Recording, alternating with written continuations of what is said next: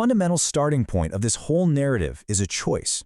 Bilal ibn Rabah accepted Islam. But listen, this wasn't some casual decision made in comfort. This acceptance came with an immediate, terrifying price tag, and that was severe persecution. His new faith instantly made him a target.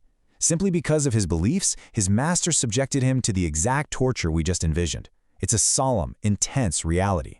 His faith was the direct catalyst for his physical suffering. Now, what's really interesting about this slide is the incredibly sharp contrast we're looking at. On the left side, you have the physical toll, right? The severe persecution, the unbearable suffering, that incredibly heavy stone pressing down in the blistering desert heat. The whole situation is entirely designed to break a human being. But then, look at the right side. You have the spiritual response, an unbroken spirit that never abandoned faith. This comparison right here is the absolute crux of his story.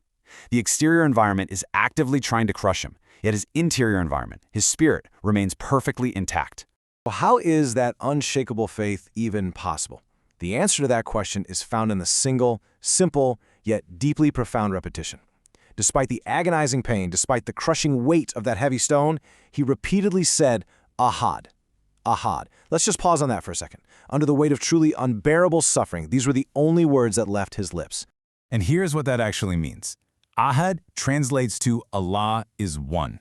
You see, this wasn't just a word for him. This was the literal anchor of his endurance.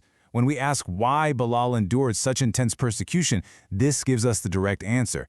He clung to this absolute faith. The concept of Ahad, the oneness of God, was so deeply rooted in his heart that it completely superseded the physical reality of the heavy stone and the hot desert. He survived the unbearable suffering without abandoning his faith because his focus was entirely locked onto this singular, unshakable truth. Fortunately, the story doesn't end in that desert. The narration in our source tells us of a monumental shift. Abu Bakr arrives on the scene. He purchases Bilal's freedom and sets him free. I mean, just think about the energy of that moment, the sheer, overwhelming relief. Abu Bakr frees Bilal, fundamentally altering the entire trajectory of his existence.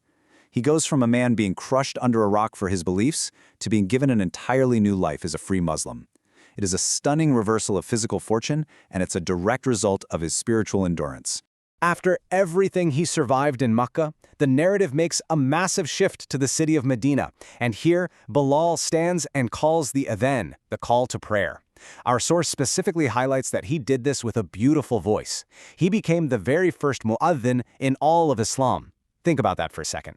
The man whose voice was once only heard whispering Ahad, Ahad, under the crushing weight of a stone, is now the voice calling an entire community to prayer.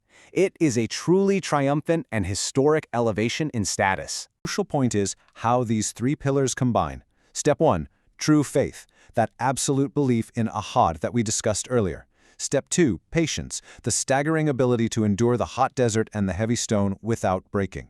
And step 3, trust in Allah, knowing deep down that his suffering was not the end of his story.